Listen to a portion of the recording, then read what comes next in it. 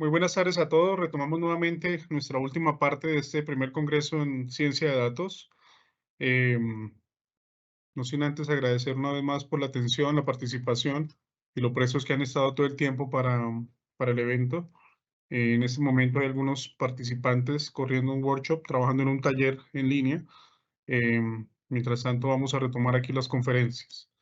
Para mí es un gusto presentar a un profesor aquí de la casa que nos ha colaborado en varios momentos, varias oportunidades en Escuela Internacionales de Verano. Les presento al doctor Carlos Piña. Carlos Piña es doctor en Ciencias de la Computación de la Escuela de Ciencias de la Computación e Ingeniería Electrónica de la Universidad de Essex en Inglaterra. Magíster en Inteligencia Artificial con mención honorífica por la Facultad de Física e Inteligencia Artificial de la Universidad Veracruzana. Es licenciado en Sistemas Computacionales Administrativos con titulación automática por la Universidad Veracruzana. Es investigador de tiempo completo y coordinador del Laboratorio para Análisis de Información Generada a través de Redes Sociales en Internet, abreviado como LARSI, de la Universidad Veracruzana. Tiene una estancia postdoctoral en el Departamento de Ciencias de la Computación del Instituto de Investigaciones en Matemáticas Aplicadas y en Sistemas de la Universidad Nacional Autónoma de México, la UNAM. Tiene una estancia intradoctoral en el Instituto de Tecnología de Beijing en China. Pertenece a la Sociedad Internacional de Sistemas Complejos y a la Academia Mexicana de Computación. Su trabajo de investigación ha sido publicado en diversas revistas arbitrarias y congresos internacionales, así como medios de comunicación nacional e internacional. Tiene amplia experiencia como profesor en diferentes universidades, como la Universidad Veracruzana, la Escuela Colombiana de Ingeniería Julio Garavito, la Universidad de Essex en Inglaterra, el Instituto Nacional Electoral, la Guardia Nacional y entre otras instituciones de México. Su línea de investigación, su trabajo de investigación, está relacionado con ciencia social computacional, análisis de redes sociales, minería social, ciencia de datos, visualización de datos, medición y predicción del comportamiento humano.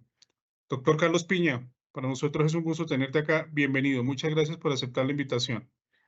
Muchísimas gracias, Wilmer. Muchísimas gracias a los organizadores de este magno evento y a la Escuela Colombiana Julio Garavito. Gracias. Bien, voy a compartir mi presentación a continuación para empezar a darle seguimiento y no perdamos el tiempo que tenemos asignado, por favor. ¿Me Perfecto, ya confirma? estamos viendo. Sí, excelente. Bien.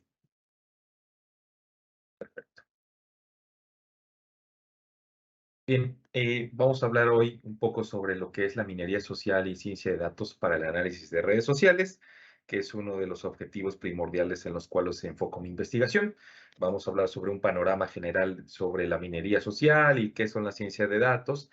Y terminaré explicando, abundando un poco sobre las plataformas que hemos nosotros medido aquí en el ARSI y las investigaciones en términos científicos que hemos hecho con toda esta recolección de información que hemos hecho o llevado a cabo desde este laboratorio que se encuentra localizado en México, específicamente en el estado de Veracruz. Perfecto. Bien. En primer lugar, debemos conceptualizar que estas plataformas digitales que interactuamos con ellas todos los días en nuestros dispositivos móviles o en nuestro computador, pues están emanando o generando datos en una cantidad impresionante, ¿no? Cada segundo se generan aproximadamente miles de millones de datos a través de estas plataformas. Nosotros somos generadores, nos hemos convertido en generadores de material informático, de material de datos, y no tiene digamos, una medición exacta, ¿no? Cada una de estas plataformas cuenta con sus granjas de servidores, cuenta con sus respaldos, tiene un diseño específico enfocado a cada grupo de personas a los cuales está dirigido, y pues esta generación de información es continua, ¿no? No hay un punto donde se pare hasta que tengamos Internet. Mientras tengamos acceso a Internet o a estas nuevas tecnologías, pues vamos a seguir generando información relevante. Entonces, más o menos así podemos visualizar el mundo con 24 horas de actividad geolocalizada. Vamos, esto es menos del 1% de los tweets que se generan actualmente, ¿no? Imagínense, esto es menos del 1%, entonces, si tuviéramos acceso nosotros como personas o investigadores en ciencia de datos a toda la información que genera al menos una aplicación, en este caso sería Twitter o Twitter X, como le llaman ahora, pues imagínense, podríamos tener, quizás iluminado completamente regiones de Estados Unidos, de México o Sudamérica, ¿no? Vemos que Europa está completamente iluminada, no así para Rusia, no así para China, porque recordemos que ellos tienen sus propias plataformas digitales con las cuales tienen mayor control. En el caso de Rusia, pues está la red Vkontakte, y en el caso de China está pues la red de Sina Weibo o también WeChat, ¿no? Que son los monopolios hegemónicos de esos lares, ¿no? Ellos tienen el control de esas plataformas y ellos también especifican qué temas se pueden tocar y qué temas no se pueden tocar. Recordemos que la mayoría de los gobiernos que tienen control sobre las plataformas digitales, pues son gobiernos autoritarios en algunos casos y pues tienen mayor control que a lo mejor lo que podríamos tener aquí en América Latina, ¿no? O incluso en Estados Unidos y Canadá. Bien. Entonces, al menos en la región de México, así es como se comportan las zonas más hotspots, le llamamos a los puntos calientes, digamos que es donde hay mayor dinámica, mayor interacción en términos de generar información con tweets, ¿no? Entonces, muchas veces se dice que un país está determinado por cómo es la actividad en su región. En México, pues está evidentemente centralizado. Entonces, está la Ciudad de México y en sus alrededores es donde tenemos mayor interacción. Entonces, muchas veces hay que pensar realmente si lo que las redes sociales nos dicen es una opinión generalizada en el país o simplemente es una opinión centralizada. Y esto ocurre en la mayoría de las ciudades o capitales importantes de toda Latinoamérica, ¿no? Muchas veces la opinión que cuenta es la de la capital del país del cual estamos hablando y se refleja a través de la propagación o la difusión de la información a través de estas regiones, pues, o fronteras.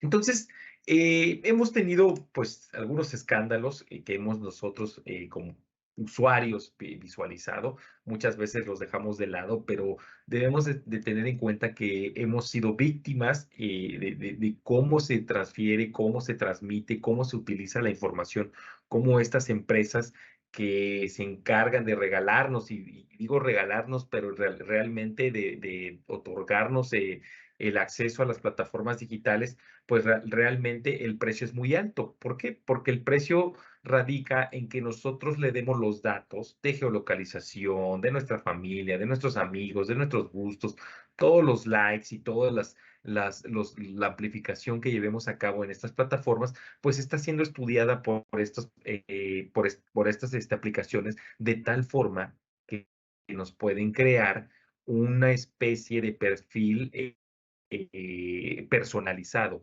Cada uno de nosotros tiene un perfil de acuerdo a los gustos, de acuerdo a los likes, de acuerdo a con quién interactuamos, de acuerdo a nuestro grupo de amigos, y entonces vamos a tener una plataforma personalizada para cada uno de nosotros. Entonces, que va dirigida precisamente a lo que buscamos, lo que hacemos, las actividades diarias que realizamos en este tipo de situaciones. Entonces, hay que considerar que realmente las aplicaciones que bajamos a nuestro celular y que todos los días interactuamos con ellas, pues realmente no son gratis, no son gratis. Evidentemente el precio es la información. Ahora, lo que pagamos por tener acceso a estas plataformas, pues nuestra información personal, nuestra información de contactos y nuestra información de la actividad diaria. Es decir, ellos saben si vamos a una tienda comercial, si entramos a un banco, qué compramos, qué consumimos, a dónde vamos. Toda esa información es lo que realmente nos está costando tener esas aplicaciones. Probablemente es más caro, probablemente ellos ya tengan acceso hasta nuestras horas de sueño, tengan acceso también a con quién platicamos, qué tipo de fotos mandamos, qué consultas hacemos a los buscadores relevantes. Es por eso que es tan peligroso este tipo de información que transferimos o que transmitimos o comunicamos a través de los móviles, ¿no? Entonces, esta información se propaga. Nosotros también somos generadores de información o desinformación, ¿verdad? También a veces somos propagadores de desinformación. Si hay un tema del cual no tenemos conocimiento pleno, pues a veces lo propagamos entre nuestros conocidos en los grupos de WhatsApp, que es muy, muy, muy, muy tradicional hacer eso. O hacerlo en las plataformas como TikTok, como Twitter, como Facebook. Propagamos la información, no necesariamente información fidedigna, sino que también somos generadores o propagadores de desinformación. Y es ahí donde viene la responsabilidad de cada uno de nosotros de qué tanto estamos generando o qué tanto ponemos de nuestro lado para que la desinformación se genere. Por ahí hay un estudio, no recuerdo el nombre del autor, donde analizaba que la velocidad de la desinformación es 6 veces más rápida que la información. Esto quiere decir que cuando ya la desinformación ya le dio la vuelta al mundo, apenas la información o el esclarecimiento de la verdadera información está empezando a generarse o a propagarse. Sin embargo, muchas de las personas ya se quedan nada más con el tema de desinformación. Es decir, si vemos, estamos en alguna ciudad importante y sale una foto generada con técnicas de inteligencia artificial donde ponen un platillo volador o un ovni y nosotros creemos en la vida extraterrestre, pues nos vamos a quedar con eso, aunque sea desinformación. ¿Por qué? Porque satisface nuestras creencias, satisface nuestros paradigmas y nos vamos a quedar con esa desinformación y la vamos a propagar. Sin embargo, es muy probable que sea falsa, es muy probable que la hayan hecho con un deepfake o lo que ahora se conoce con el abuso de la inteligencia artificial a través de estos generadores de imágenes o generadores de voz, incluso generadores de videos, ¿no? Se ha vuelto la tecnología tan importante en la vida cotidiana, tanto para cosas positivas como para cosas negativas. Siempre hay dos lados de la moneda y en este caso hay que tomar en cuenta esos dos lados de la moneda y cómo nosotros como personas, como seres humanos, porque ahora estamos interactuando con la inteligencia artificial, cómo es posible que tengamos o seamos alfabetizados de tal forma que identifiquemos este tipo de engaños. No es fácil, para nada es fácil que la misma inteligencia artificial nos ayude, pero también tenemos bastantes complicaciones en ese sentido. Entonces, esta información se ha convertido en un recurso indispensable y es un recurso renovable. La información sí que es un recurso renovable y valioso a nivel mundial. El petróleo, pues eventualmente se va a acabar, pero la información, mientras haya internet, pues va a seguir transfiriéndose.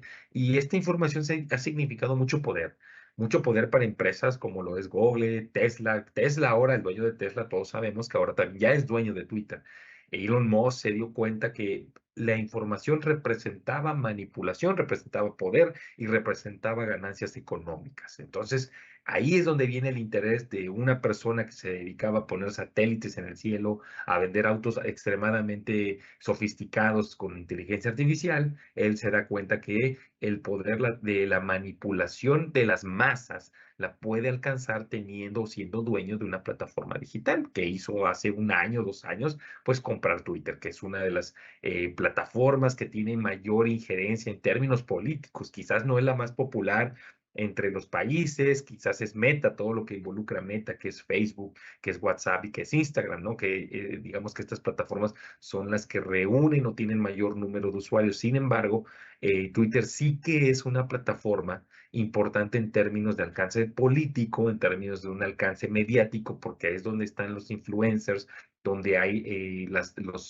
digamos, las cuentas de los noticieros más importantes de cada una de las regiones que podemos estudiar y por supuesto que están los políticos ahí, ¿no? Nosotros todos los días en los noticieros vemos que algún político o alguna persona influencer del tema que ustedes gusten, pues emite un tweet y se puede volver noticia pues expandida a través de los medios tradicionales de comunicación, que son radio, prensa y televisión.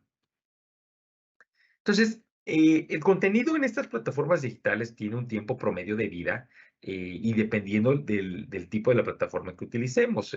Podemos tener desde el clásico blog con el cual empezábamos que podía dar un año, temas como Pinterest que puede dar 4 meses, YouTube más de 20 días, Instagram 48 horas, LinkedIn 24 horas, Facebook 6 horas, TikTok 30 minutos y un tweet 15 minutos, ¿no? Más o menos son los tiempos promedio que permanece en boga, permanece el tipo de información en las plataformas de acuerdo a la dinámica que tienen cada una de estas plataformas. Entonces, hablemos ahora un poco ya de los roles en la ciencia de datos y cómo interactúan estos roles entre ellos, ¿no? Cuando hablamos de un científico de la era moderna, en la ciencia de datos, Pues tenemos como 4 ejes temáticos principalmente: las matemáticas y la estadística, que es la parte fundamental técnica para el estudio de la información a grandes cantidades. Tenemos también la programación y, por supuesto, dentro de la programación, el manejo de base de datos, ¿no? Base de datos relacionales o no relacionales, base de datos SQL o no SQL, que es, al final del día, es la forma correcta de manejar toda esa gran cantidad de información.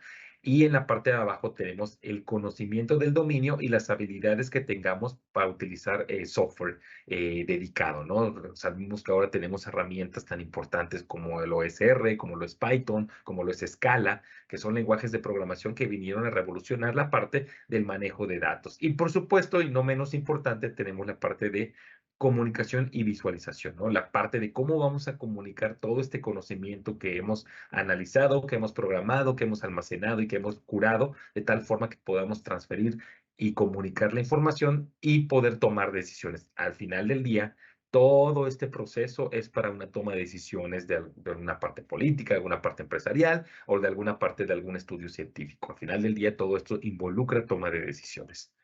Entonces, el equipo, porque pensábamos antes que el científico de datos era una sola persona, esa persona mitológica, pues realmente no existe, realmente es un equipo que tienen habilidades de acuerdo a sus características, ¿no? Pues está el analista, el que se encarga de hacer las visualizaciones, el desarrollo, el entorno, la parte técnica, el científico de datos que utiliza lenguajes de programación, utiliza APIs, utiliza la visualización. Tenemos al desarrollador que también utiliza lenguajes de programación, pero este también utiliza los famosos notebooks, ¿no?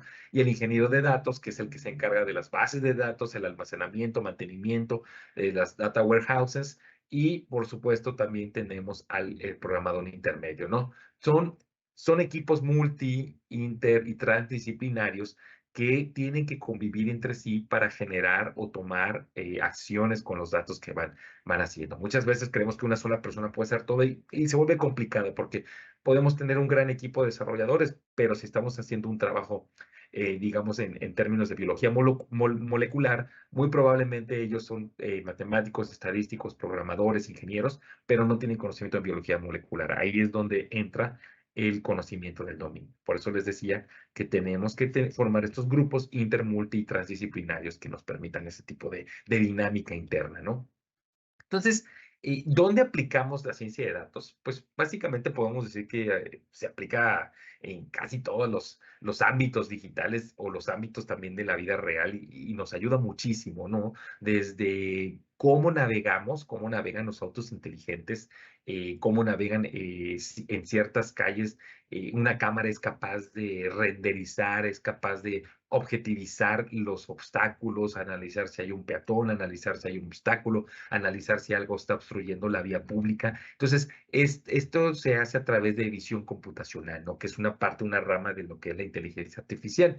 Esto es también almacenamiento de ciencia de datos en extenso, porque todos los datos que una cámara puede estar recabando en una calle, pues son infinitos, ¿no?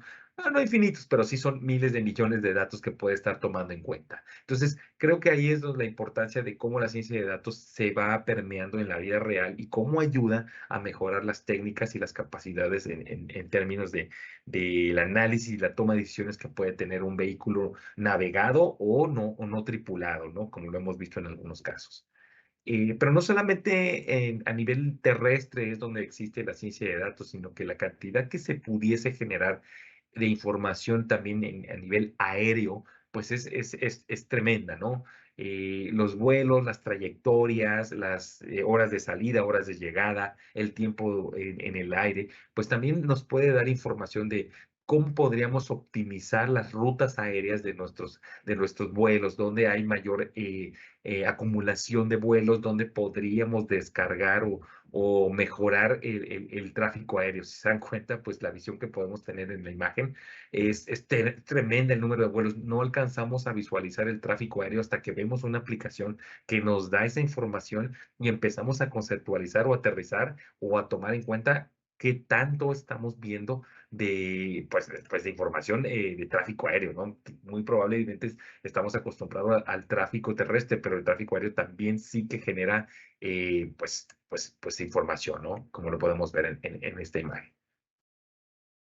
Este es el laboratorio que yo llevo acá en la Universidad Veracruzana, que es, como ya lo dijo el profesor Wilmer, es el laboratorio para el análisis de información generada a través de redes sociales en Internet, LARSI en corto, aquí está la página.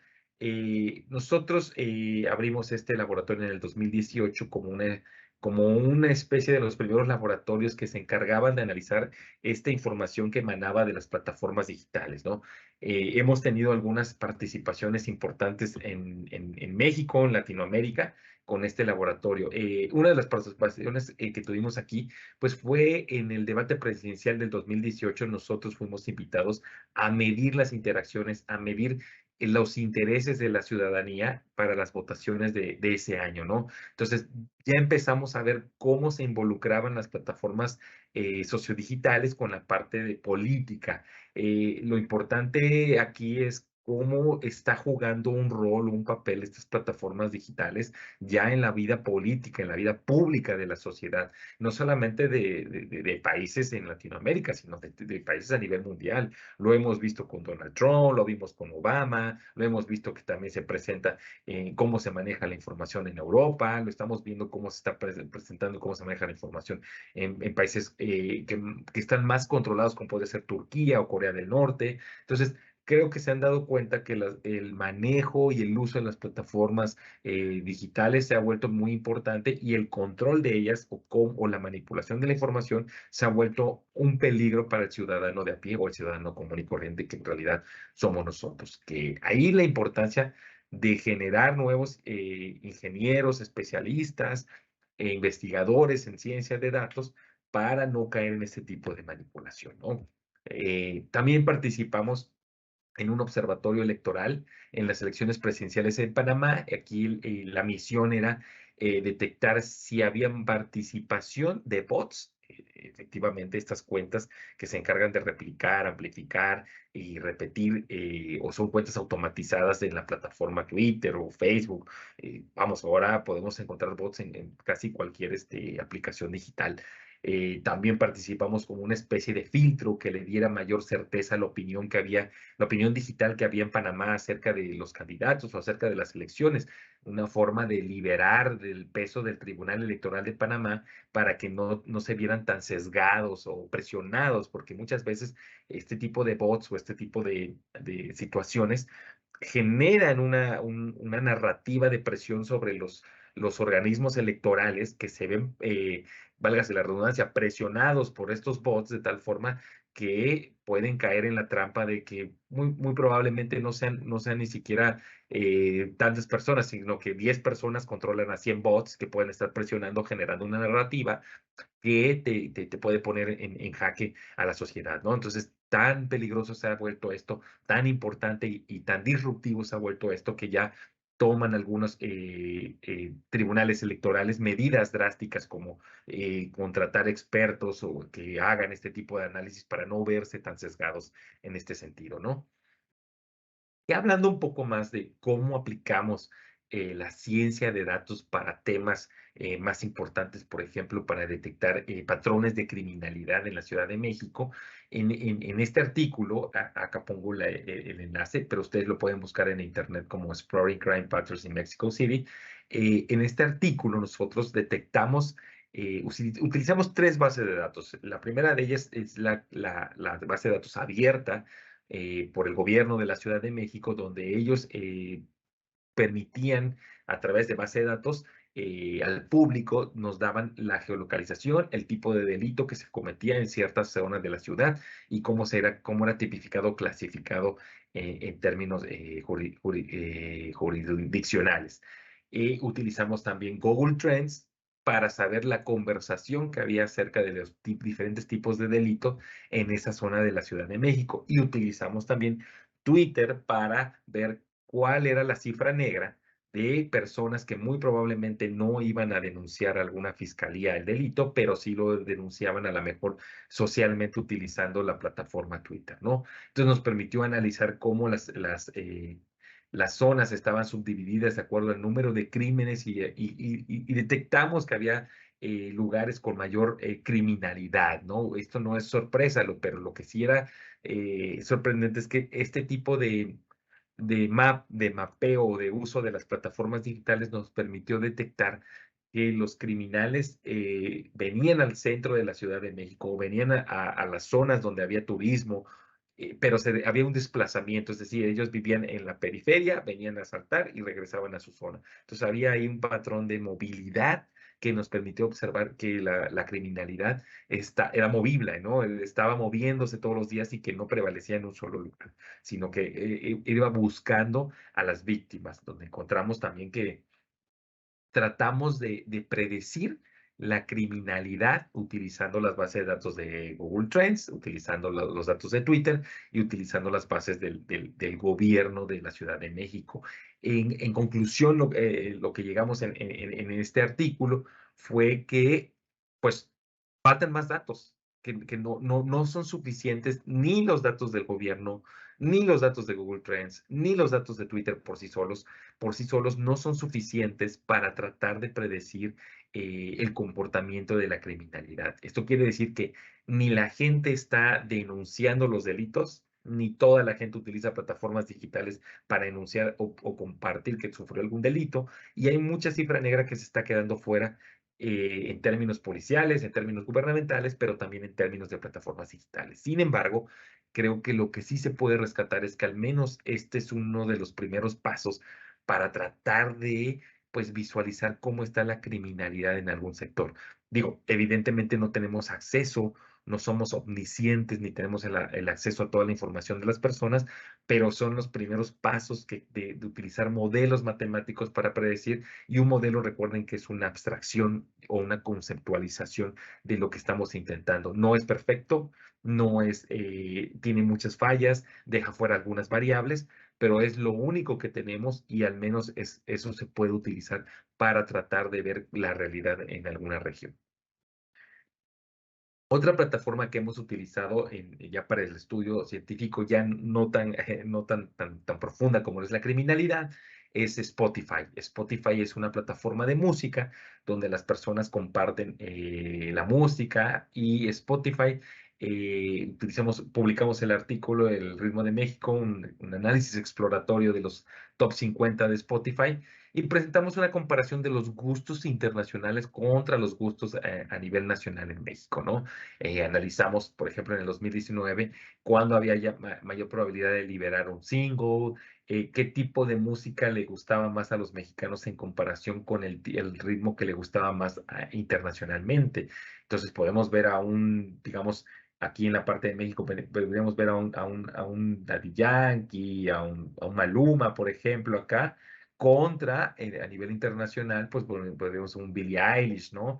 Entonces, los gustos eran no completamente diferentes, porque Daddy Yankee estaba en ambos casos, pero sí en los gustos rítmicos que tenían los usuarios internacionales con respecto a los mexicanos, pues sí había diferencias. Esto nos permitió entender, eh, digamos, que las plataformas digitales estudian el gusto de lo que escuchamos también, no solo lo que vemos, no solo lo que compartimos, no solo lo que escribimos, sino que también lo que escuchamos. Y nosotros le decimos a Spotify, por eso les decía que el precio es muy alto de utilizar esas plataformas. Nosotros le decimos a Spotify qué ritmo me gusta, si es bailable, si no es bailable, si es instrumental, si tiene mucho estruendo, si la música es suave, si la música es más fuerte.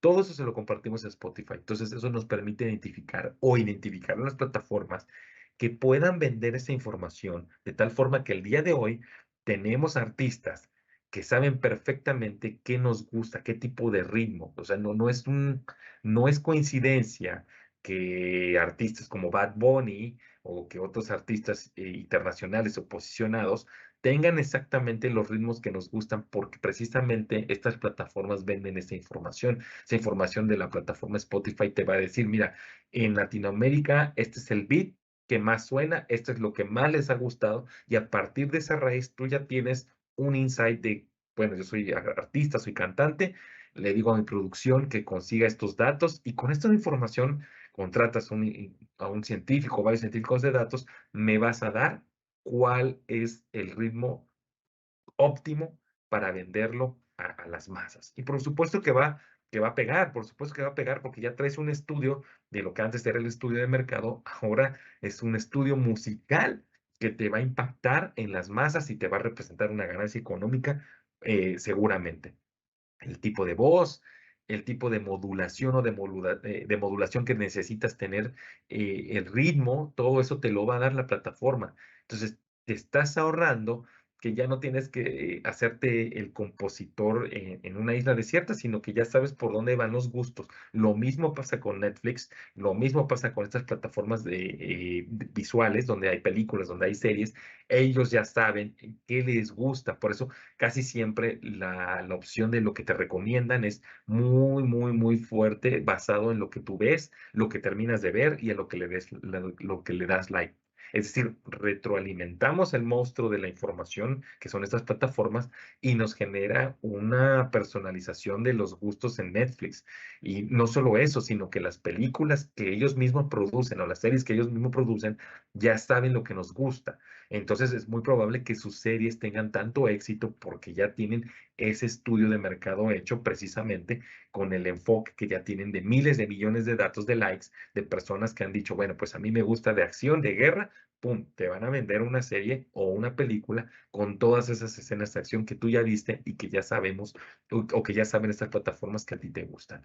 Entonces, este es digamos, el detalle de estas plataformas que al tener acceso a esta información, ellos pueden generar estos ritmos, pueden analizar estos gustos, pueden determinar cómo personalizar la música y venderte ese producto tan buscado. Entonces, en este artículo, pues, analizamos que al menos en México, la parte de la energía, que sea bailable, que sea, no le gustaba que sea tan instrumental, a los mexicanos que no es tan instrumental, sino que tenga como esta acústica y esta especie de lightness, ¿no? Como que sea vivaracha la música. Entonces, esa es la parte latina, a diferencia de la parte internacional, que a lo mejor aquí sí era un poco más dada la parte de la Valencia, ¿no? Entonces, creo que aquí esa es la parte importante porque estas plataformas representan una especie de laboratorios llenos de, pues, de ratas de laboratorio, que en este caso somos nosotros, los usuarios. Al final del día están experimentando, todos los días se corren experimentos de social media, tanto en Facebook como TikTok, como Spotify, para ver cuáles son los gustos y cuáles son las predicciones o elecciones o gustos que tengamos como usuarios. Entonces, todos los días se corren experimentos de este tipo en estas plataformas digitales. Este artículo lo sacamos el año pasado, me parece, que ya aquí hablamos de campañas coordinadas en Twitter durante la crisis de coronavirus en México. Esta es otra forma de analizar información, esta es otra forma de extraer información y ver cómo hay campañas artificiales propagadas para engañar a la opinión pública, para manipular la opinión pública, ¿no?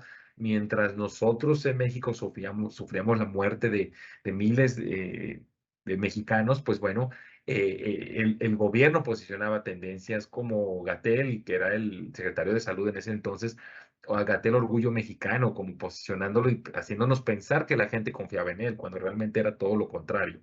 Igual hacía como AMLO, presidente de la salud, que AMLO es el presidente de aquí de México, y posicionando esos hashtags, trataban de manipular, ¿no? Así hicimos un análisis con los datos, con la recolección de estos datos, de tal forma que identificábamos el comportamiento atípico, ¿no? Si ustedes pueden ver cómo de repente aquí está la conversación y brinca, ¿no? En cierto momento salta.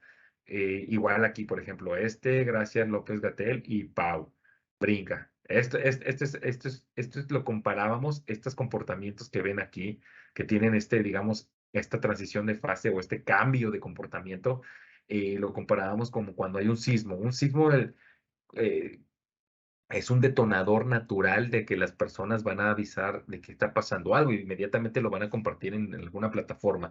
Y el crecimiento se da cuando hay un sismo de esta manera. Este es un crecimiento normal, natural, dado por pues un sismo y no hay una manera artificial. Sin embargo, cambia mucho cuando la manipulación es artificial. Vean cómo es la forma de esta línea y el crecimiento. Estas acá igual lo mismo, lo mismo, lo mismo. La forma es fondo. Y aquí esta comparación nos permite identificar, bueno, es que aquí está pasando algo. Hay una coordinación para sacar en ese momento esas tendencias. Entonces, analizando, pues era amplificación con retweets, ¿no? La mayoría eran retweets para amplificar y la conversación, pues, es muy poca.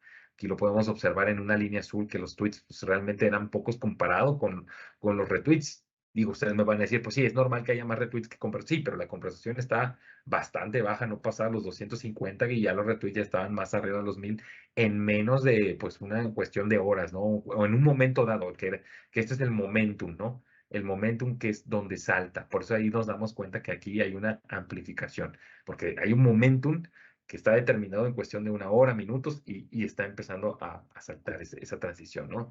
Entonces también hay un análisis semántico de qué palabras se utilizan y podemos identificar este tipo de comportamiento, ¿no? Este tipo de palabras repetitivas donde podemos analizar si hay bots, si hay cuentas marionetas, no necesariamente automatizadas, sino que son personas que se encuentran en un war room y que están amplificando esto porque reciben un script o un documento digital y les dice, tienes que estar repitiendo esto cada 5 minutos, cada hora o en determinado momento y lo tienes que estar compartiendo en todas tus redes digitales. Y estas mismas personas manejan 5, 10, 15, 20 cuentas extra que les permite amplificar. Si lo multiplicamos por 100 personas que contratan, porque estos servicios los venden, pues ya empiezas a generar una conversación no orgánica, no necesariamente una conversación orgánica, pero sí generas una conversación artificialmente amplificada y esto pues eventualmente lo posiciona, que son, digamos, una de las cuestiones que se ha criticado del algoritmo que existía antes de la llegada de Elon Musk. Ahora se ha transparentado un poco más el algoritmo de posicionamiento de la tendencia y eso nos permite visualizar cómo va cambiando este tipo de situaciones, ¿no? Entonces, creo que es importante analizar todo esto, que darnos cuenta que se analizan fechas, se analizan contenido semántico, se analizan aspectos también de comportamiento humano, se analizan tipo de cuentas de acuerdo al comportamiento. Entonces, toda esta información que nos brindan las plataformas se ha vuelto tan importante para la política, para la vida diaria y para vendernos productos o vendernos algún servicio digital. Este es otro artículo que también hemos realizado en el laboratorio. Aquí hablamos sobre lo tóxico que puede ser la social media, ¿no? La polarización en las protestas feministas. Entonces, ahí analizamos el contenido de las frases dirigidas a las mujeres, de tal forma que esto ocasione pues un ataque, ¿no? Ya no solamente el clásico sentiment analysis o sentiment mining, sino que es más allá de la carga negativa, porque una clasificación regularmente del sentiment analysis es carga positiva, carga negativa y carga neutral. Pero esto es ir más allá, es carga tóxica, es decir, es ya una agresión, es ya un ataque, es ya una amenaza, entonces ya va más allá de lo negativo, ya va a una carga tóxica que ya nos hace pensar que ya es una forma de acosar o de meditar este tipo de movimientos. Creo que es importante tomar en cuenta y por eso manejábamos aquí una probabilidad de toxicidad que nos permite ver qué tan negativo, o sea, más allá de lo negativo, puede llegar a ser una conversación en plataformas digitales, ¿no? Utilizamos también aquí una muestra de Twitter que nos hablaba de dos tendencias, una, ellas me representan y ellas no me representan, ¿no? También qué tanto se manipula la información para digamos, de meritar un movimiento social por parte de los gobiernos. También se utiliza eso como una manera de bajar o de meritar o desacreditar algún movimiento social, alguna crítica a los gobiernos, pues también se utilizan este tipo de estrategias, ¿no? Es importante tomar esto en cuenta porque muchas veces creemos que las plataformas digitales lo que nos dan, pues tenemos que creerlo ciegamente, pero realmente no, realmente tenemos que pensar que estas plataformas digitales, tanto TikTok como Twitter, como Facebook, como les favorece muchísimo la polarización. La polarización hace que tú te enganches en una discusión y esto a la postre, tú generas más contenido, interactúas más horas en esta plataforma digital y por lo tanto la plataforma monetiza en el sentido de entre más tiempo pases en mi plataforma, yo te puedo mostrar más advertisement, ¿no? Te voy a mostrar, bueno, pues yo ya sé que a ti te gustó tal joyería, en lo que estás discutiendo, te voy a clavar dos, tres comerciales. Y funciona, la verdad es que el modelo de negocio funciona bastante bien. Entre más polarizados estemos como sociedad, más gano dinero porque te mantengo aquí, te mantengo discutiendo, te mantengo enganchado de un tema. Y si ese tema no te gusta, te voy a dar otro tema que a lo mejor sí te gusta. Y si ese tema te dejó de gustar, te voy a enganchar con otro tema. Y vamos a caer muy probablemente en el famoso scrolling, que es estar pasando, que la mayoría de ustedes, los más jóvenes seguramente lo hacen ya en TikTok o lo hacen en Instagram, estar pasando horas y horas y horas en ese tipo de plataformas donde mientras tú pasas eso, pues te van aventando pues mayor, pues tantos comerciales ahí, ¿no? Y creo que esa es una de las cuestiones más importantes de las plataformas, de mantener, engancharte el mayor número de horas posible, porque eso le permite a ellos decir o vender productos a los third parties o a los terceros, de decir, ¿sabes qué? Yo tengo aproximadamente 20 millones conectados a las 5 de la tarde, entonces el comercial que tú me quieras comprar te va a costar, no sé, $2 millones para que yo a esos 20 millones le pase tu producto. Así es como se maneja, así es como les conviene tener a las personas enganchadas en estas plataformas y precisamente por eso soy tan repetitivo de el precio por no es gratuito, la gratuidad por estar en estas plataformas realmente el precio es muy alto. Si nos ponemos a pensar cuánto tiempo se está llevando estas plataformas, cómo están utilizando nuestra información, para qué la están utilizando y a quién se la están vendiendo, realmente creo que nosotros salimos perdiendo como usuarios, ¿no? Y este tipo de investigaciones que hemos realizado son científicas, que están publicadas, que están en revistas arbitradas y que pueden reproducirse, ¿no? La mayoría de estas investigaciones se pueden reproducir en su país, en su región, en su empresa. Es muy probable que lleguen a conclusiones similares de lo que estamos haciendo. Espero les haya gustado mucho la charla. Les dejo mi contacto. Mi cuenta de Twitter personal es @pinísima. Mi página personal es w.mx personal /Cepina, mi correo institucional es cepina@v.mx y la página del laboratorio es v.mx/Lars. Eso sería todo de mi parte y les agradezco mucho su atención. Muchísimas gracias. Carlos, muchísimas gracias. Como siempre, temas tan interesantes y tan apasionantes de análisis de datos en redes sociales. Eh, Tenemos unas preguntas y quizás unos minuticos para que nos ayudes con algunas del público, ¿te parece? Sí, claro. Una pregunta que nos hacen es, ¿cuáles son las tendencias emergentes en el análisis de redes sociales que los profesionales deberían tener en cuenta en la actualidad? Pues las tendencias emergentes en términos tecnológicos es el manejo de lenguajes de programación que te permitan conectarte a una API o una API, que es Python, que es R, que es Ruby, que es Scala, que son los lenguajes de programación que más van a utilizar, que es Java todavía, me parece, que te van a permitir extraer esta información y si no la puedes extraer a través de una API, seguramente lo puedes hacer a través de un scrapper que también puedes programar en algún lenguaje de estos de programación. Eso sería como que lo que para enfocarte a extraer información de estas plataformas digitales, particularmente, Wilmer. ¿Y cómo combatir, por ejemplo, tanta restricción que ponen cada vez con uso de las APIs o los temas de web scraping, por ejemplo? Sí, definitivamente es una lucha diaria por de todos los Mm, programadores, porque al final de cuentas es un negocio. Para ellos esa información es negocio, representa dinero. No te van a estar regalando esa información porque al final de cuentas, pues si te regalo esta información, el que va a generar o va a sacar partida, pues vas a ser tú. Entonces, cada vez o cobran más dinero por su API o no te permiten, te ponen de alguna forma todas las restricciones posibles para que no saques esa información. Entonces, realmente no hay como una fórmula mágica que te puede decir, no, pues vete por scrapping, pero a veces tampoco ya no funciona el scrapping. Paga alguna licencia, pero las licencias son carísimas para nada más tener un porcentaje de datos tan bajo, ¿no? sí, así es. Es casi que como decimos en Colombia, echa la ley, echa la trampa. Entonces, los sitios web empiezan a blindarse en que no les hagan más procesos de web scraping, pero a la par herramientas como Selenium y demás librerías van fortaleciéndose para poder, sí, es una pelea entre la que te cojo ratón. Sí. Bueno, otra pregunta que tenemos es, ¿cuáles son las mejores prácticas para medir el impacto real de una estrategia en redes sociales? Digamos a nivel de empresa, me imagino. ¿Y cómo calcular un ROI de las campañas?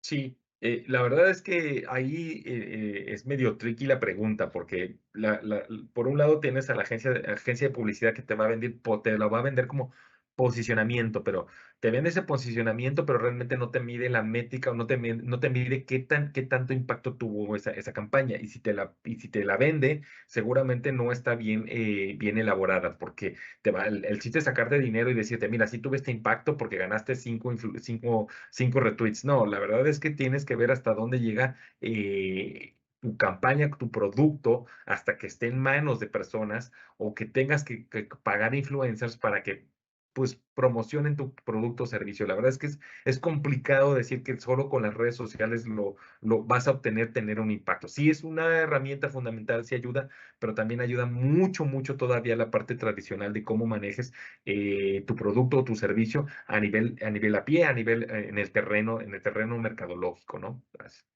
Sí, o sea, digamos, me surge una duda y es, hoy día estas empresas de mercadeo, marketing y demás, o quienes desarrollan ese tipo de herramientas, también deben tener un backend desarrollando software en el cual puedan innovar sus aplicativos, porque quizás en algún momento eso se queda corto frente al blindaje que determinan las redes sociales, ¿cierto?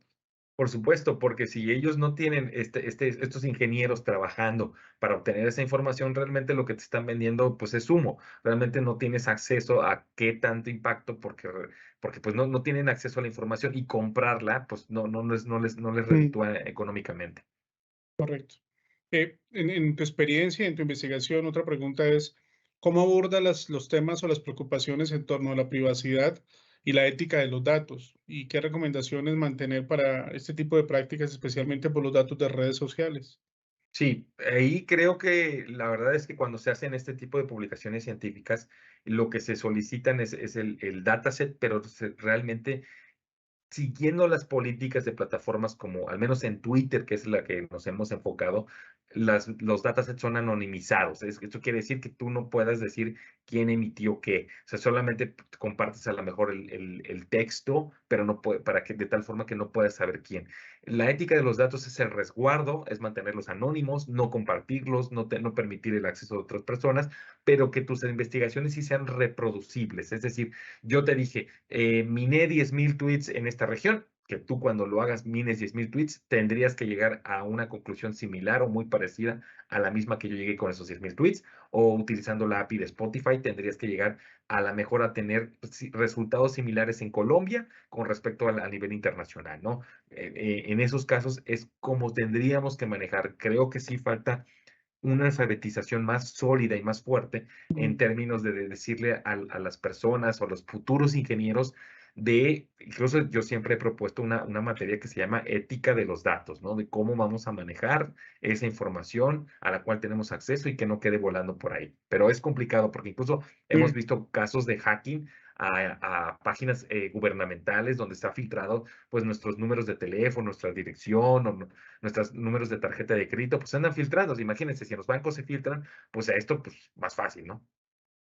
Digamos que con la experiencia que tú tienes analizando redes sociales, datos no estructurados, ¿has logrado obtener algún beneficio de los modelos pregenerativos como los que está basado ChatGPT? Por ejemplo, algo innovador que hayas hecho en cuanto a la investigación que trabajas. Sí, ahí utilizando, digamos, motores de inteligencia artificial o chatbots, y utilizando y minando información de plataformas digitales, creo que es una muy buena amalgama. Yo lo he hecho al menos en la parte del sentiment analysis, utilizo ChatGPT y es muy buen clasificador. He dejado de lado incluso otras herramientas que utilizaba antes para hacer esa clasificación y ChatGPT lo hace bastante bien. Creo que estamos viviendo una revolución tecnológica bastante fuerte, donde los chatbots como ChatGPT, sobre todo la versión 4, se están haciendo muy, muy, muy fuertes para el apoyo en ciencia de datos. Creo que los ingenieros los futuros ingenieros ahora no solamente van a ser especialistas o programadores en algún lenguaje de programación, sino que van a tener que estudiar o hacerse expertos en el prompt engineering, como la ingeniería de los Sí. prompts, y eso viene durísimo también. Sí, es un reto que nos vivimos en la maestría, por ejemplo. Mucho estudiante llega a hacer el típico trabajo de análisis de sentimiento y me gustó mucho lo que presentaste sobre los niveles de toxicidad. ¿Qué otra variante has encontrado, digamos, en el tradicional análisis de sentimiento? Hemos hecho también trabajos del análisis de los emojis. Los emojis también te Mm, transmiten, la imagen te transmite más que 1000 palabras, ¿no? El emoji enojado, el emoji contento. Hemos hecho estudios de los análisis exclusivamente del emoji, ¿no? El emoji también, y eso también aunado a colación con lo que comentas, Wilmer, también lo puede clasificar en positivo, negativo y neutro ChatGPT. También es muy bueno clasificando emojis. Creo que muchas veces dejamos fuera los emojis porque pensamos, bueno, esto no nos sirve, nada más queremos las palabras, pero no, el emoji también tiene una carga sentimental, el emoji también incluso tiene hasta más carga que cientos de palabras, ¿no? Un emoji enojado dice muchísimo. Precisamente eso es uno de los factores por los cuales en Facebook se cambió a más reacciones, porque una imagen te decía si estás enojado, si estás de acuerdo, si estás feliz, si estás enamorado, etcétera, etcétera, ¿no? pero una pregunta, y el emoji al final de cuentas se traduce en un carácter, un conjunto de caracteres, ¿cierto? Sí, exactamente, es un carácter y ya están como estandarizados. Entonces, Mm, las máquinas saben perfectamente de qué emoji le estás hablando. Aunque tú veas la carita sonriente, la máquina a lo mejor está viendo nada más dos ojitos y el paréntesis cerrado, la máquina sabe perfectamente que eso representa un emoji. perfecto. Última pregunta, Carlos, y agradeciendo tu tiempo.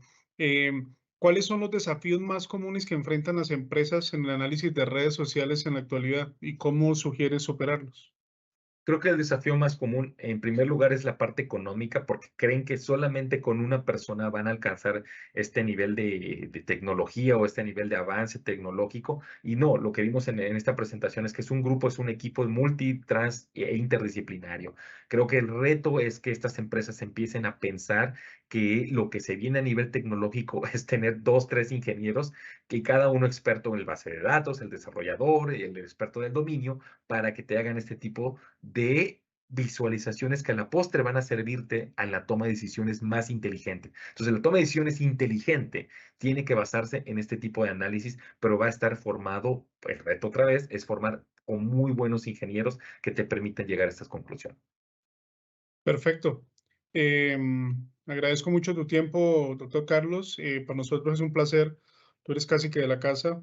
Esperemos tener la oportunidad nuevamente de colaborar y, ¿por qué no?, que vuelvas otra vez aquí a Bogotá, a la Escuela Internacional de Verano. Muchísimas gracias. Claro que sí, Wilmer, muchas gracias y saludos a la escuela. Muchas gracias por la invitación, excelente congreso y hasta luego. Chao, muchas gracias. Feliz tarde. Muy amable. Gracias.